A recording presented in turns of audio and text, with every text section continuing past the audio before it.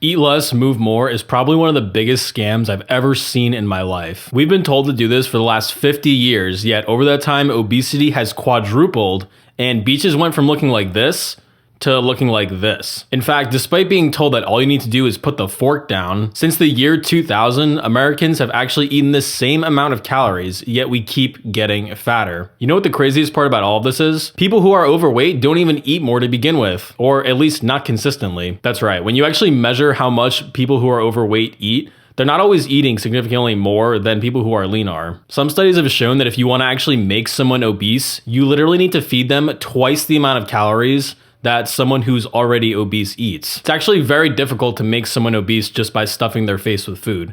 In fact, some people, it takes months and months of eating as much as 10,000 calories a day. So then why do we always just tell people to eat less if they want to lose weight? Knowing all of this, it really should come as no surprise that the vast majority of weight loss attempts become failures in the long run. When we look at cases of people who are under medical supervision to eat less and move more, cut their calories and exercise more, after 2 years, approximately 50% of their weight is regained, and after 5 years, about 80% of the weight is regained. But why? Is it just because we're all lazy and unmotivated? Well, reducing calories induces metabolic slowdown. It reduces your metabolism. This is largely due to reductions in physical activity, so exercise, and reductions in thyroid hormone synthesis. But how exactly are you supposed to move more if you're intentionally restricting your food and this is causing you to burn less calories and move less? You're literally doing the one thing to make sure that your body wants to move less and then trying to force yourself to move more on top of that. Conventional weight loss systems also tend to decrease leptin, and leptin is a key hormone that increases your metabolism.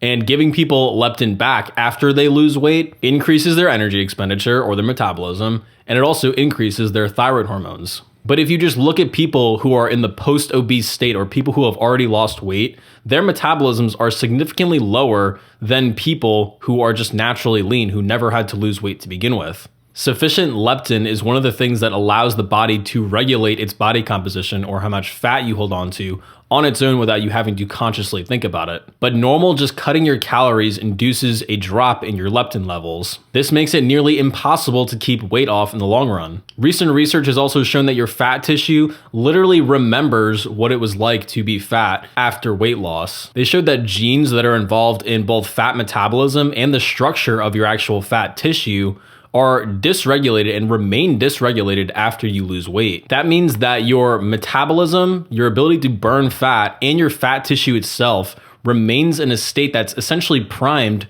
to regain the weight after you already lost it. We can also see this experimentally, that if you take animals and you make them fat and then you make them lose weight, they regain weight significantly more easily than an animal that never went on any sort of diet. Cutting calories also raises cortisol. Cortisol is the main stress hormone, and one of cortisol's main function is to increase the amount of energy that's available to your body in times where there is not enough. It does this by taking your tissues and turning them into energy. But having constantly high levels of cortisol is not a good thing for your health. And ironically, high levels of cortisol are known to directly increase the amount of fat that you put on, especially in the belly area. The point here is that people who have lost weight through the conventional methods and people that are naturally lean, they're two distinct phenotypes biologically. People that are naturally lean have high metabolism versus people that have already lost weight, they have a tanked metabolism. People that are naturally lean are naturally active,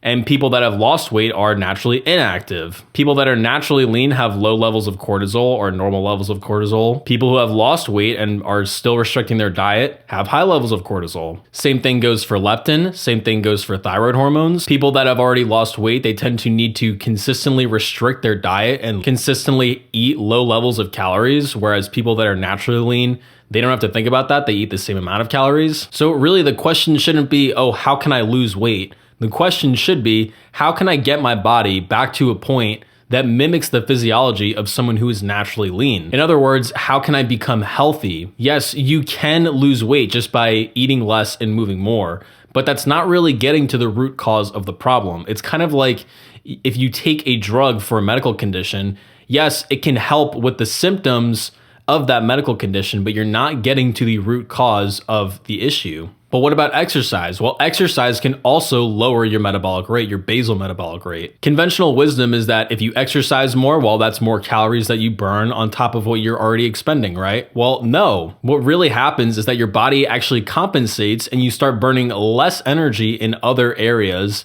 in order to compensate for the exercise that you did. I mean, this is pretty intuitive, right? If you go and you burn 500 calories in a run, you're not gonna have the same amount of energy that you do the rest of the day, right? So if you're exercising a ton in order to offset this balance, then yes, you can lose weight this way, but you're gonna have to exercise way more than you originally predict. And this is on top of you already lowering your metabolism because you're eating less. Do you see the problem now? A series of studies in the 70s about experimental obesity, or in other words, trying to make people obese in the lab, had a number of interesting findings that tell us a lot about how obesity and fat loss works. They were shocked to find out that the amount of food that they thought they were gonna have to give these people in order to make them fat or make them obese was way more than they predicted. Like I said before, some men required months and months of eating as much as 10,000 calories a day. And even then, they struggled to maintain this weight gain and maintain this amount of calorie consumption. In fact, these people who were forced to become fat ended up eating more than double the amount of calories as people who are naturally obese. When they measured the amount of calories it took to maintain the obese state,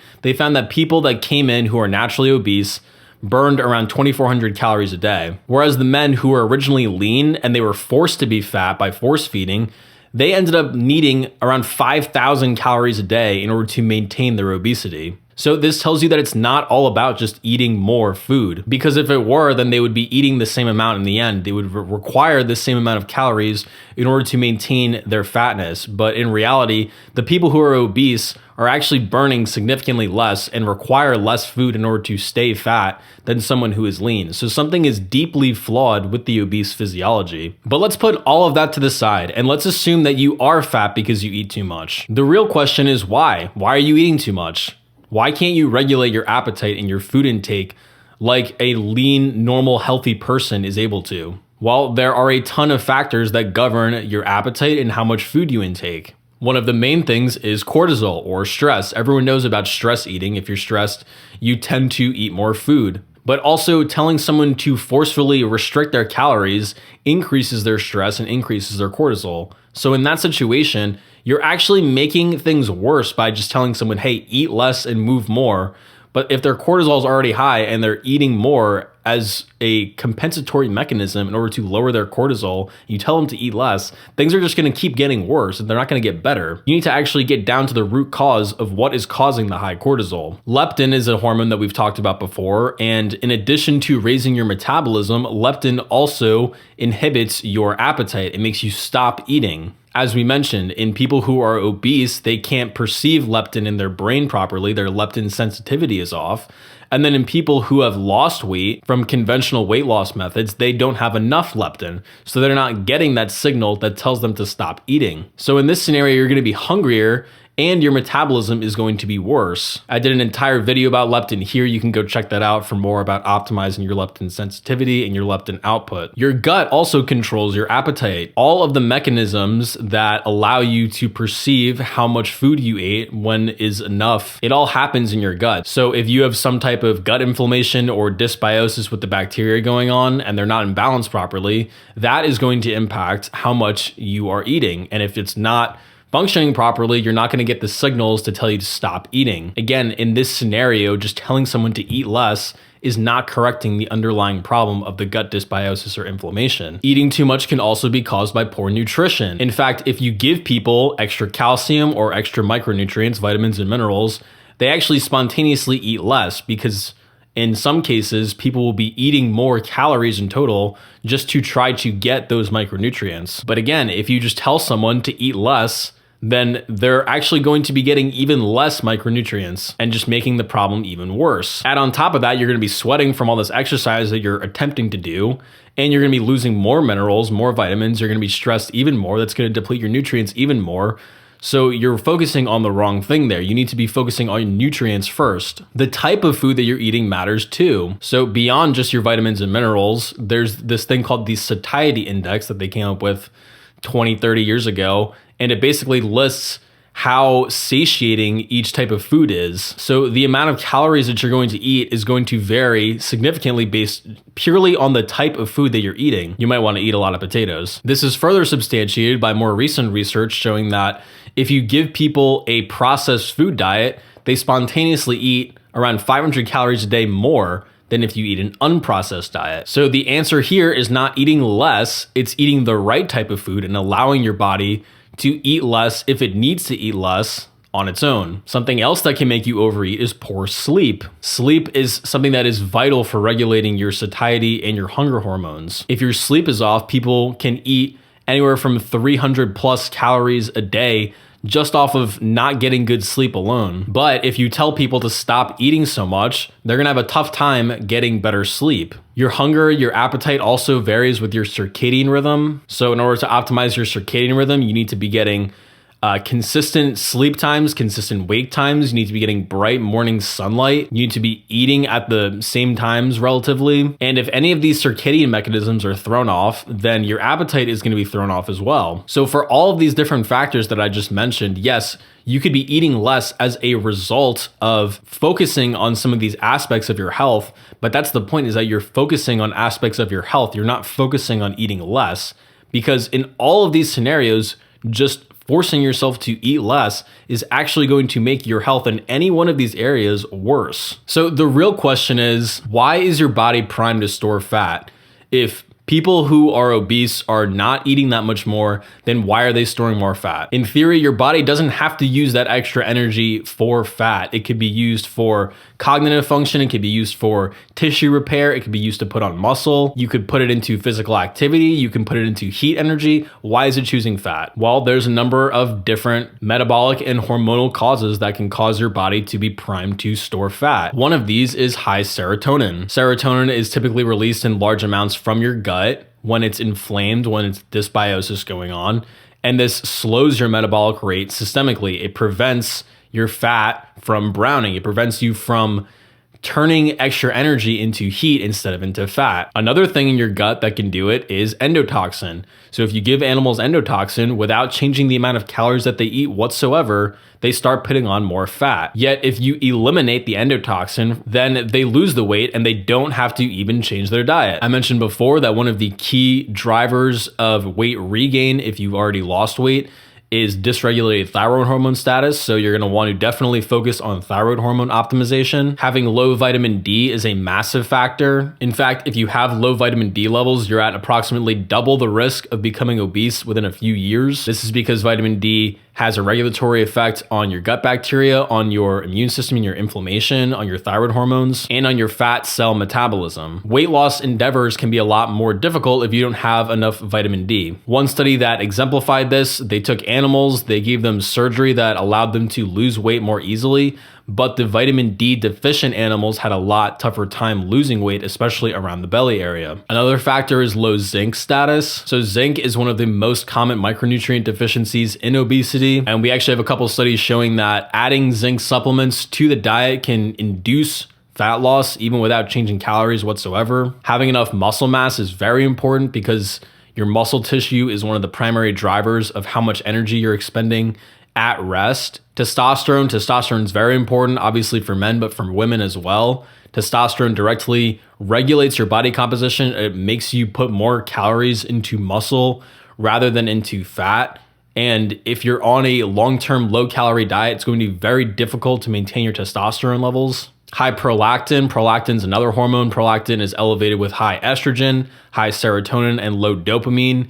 And in these scenarios, high prolactin can directly cause you to put on weight. Any type of inflammation can do it. We have studies showing that if you give animals anti-inflammatory regimens or anti-inflammatory cytokines, then they can drop weight, again, without changing their calories whatsoever. So you need to be assessing different sources of inflammation in your life. Things like your antioxidant status, eating seed oils, exposure to microplastics, exposure to mycotoxins, exposure to heavy metals. Any of these things can cause inflammation, and inflammation is such a huge issue because it directly inhibits your mitochondria's ability to generate energy. And if your mitochondria cannot generate enough energy, it has no choice but to put extra energy into fat. Another big one is seed oils. Talked about seed oils a million times. We'll probably talk about seed oils a million more times. We have animal studies showing that same amount of calories, but if animals are eating a high seed oil diet versus an ancestral amount of seed oils, they gain more weight with the seed oils. And in fact, the standard models throughout research, the so-called high fat diet, which is used to induce obesity in animals, is known to increase what's called the feed efficiency of the animals. The feed efficiency is basically how many calories do you need to feed animals in order to make them fat. The high fat diet is not characterized by the animals eating more calories. It's really characterized by a higher feed efficiency. So again, without changing the amount of calories whatsoever, just by changing the composition of the diet, just by changing the type of food that the animals are eating, you change how many of those calories get stored. You can literally go onto any research database, just literally look up high fat diet obesity, and then try to see studies, try to see how many calories each of the groups are eating. In some cases, the high fat diet might be eating more, but in the vast majority of cases, the obesogenic diet is not eating more calories. In fact, in many cases, they're eating less calories than the control diets. And that's because the diet itself is obesogenic. It's not about the calories. As I mentioned before, people who are overweight or obese, there's substantial evidence showing that they don't even eat more calories to begin with. And I covered that more in this video here. So all in all, yes, you can eat less and move more and lose weight. Yes, you can eat Twinkies and you can eat 1,200 calories and you can lose weight. I'm not denying that. And if you're someone that all they need to do was tell themselves, hey, I'm gonna eat less, I'm gonna move more and lose weight, and you did it, then I'm happy for you. But we cannot ignore the fact that this approach has been a complete and utter failure because of all of the factors that I've mentioned here. And the key questions we need to ask are, is this approach sustainable in the long run? Is it going to be healthy for you? Why does it not work for so many people statistically? How likely are you to regain the weight? By how much are you going to need to restrict your calories in the long run in order for you to maintain your body composition? Because I guarantee you it's going to be more than you predict. And as we've seen here today, there's plenty of evidence to show that people can become fat and do become fat all the time without just eating more calories in total. And even if they are eating more calories in total, there's a reason behind that typically. So my problem with this whole paradigm is to act like this is just a solution. Just eat less, just move more, and just stopping the conversation there. No. Maybe that can be the beginning of the conversation, but it certainly shouldn't be the end. In my opinion, the correct approach would be try to get your physiology to mimic that of someone who is naturally lean. Try to raise your metabolic rate, raise your leptin sensitivity, your thyroid hormones, your androgens, lower your prolactin, improve your gut health, lower your inflammation, improve your antioxidant status, improve your circadian rhythm, improve your sleep, basically systematically address your health, and then the weight will come off from there. So if you want some help in addressing your health from a systematic standpoint, from a metabolic standpoint, optimizing your metabolism and your hormones and all these things that we talked about, please reach out to us. We have a team, we're experienced. Schedule a free call here. We'll be able to talk about it and we'll be able to help you formulate a game plan that'll actually help, and that's more than just eat less and move more. We help people with these types of issues all the time, so feel free to reach out. You don't want to have to be on a diet forever. You don't want to have to consciously think for the rest of your life about how many calories you're going to eat. I am not saying that we can violate the laws of thermodynamics. Trust me, I was literally a chemical engineer in college. If I thought that we could violate the laws of thermodynamics, I would have failed out in like my sophomore year. Calories in, calories out is technically true. But my problem with the whole paradigm is that people act like calories in is just something that you can automatically control and there's no downsides to potentially restricting your calories. There's no regard for why are you eating more if you are eating more to begin with, the other problems with your health, why is calories out low, etc., etc. And most importantly, this game should not be about willpower. It should not be about, oh, it's not working, just eat even less, just move even more. It's that simple, bro. Just do it. That is not helpful. We've been saying the same thing for 50 years, and it's just frustrating because I see it over and over and over again, and people are really out there struggling to lose weight, and they're tired of hearing the same thing, and they should be, because it doesn't work, and we have plenty of research to show that it doesn't work. And even if it does work, it's not going to be healthy or work in the long run. We also do lab testing. So if you want to get your inflammation measured, your androgens levels like testosterone, you want to get your prolactin measured, anything like that, you can get measured here at Revelation Diagnostics without a doctor at a discount.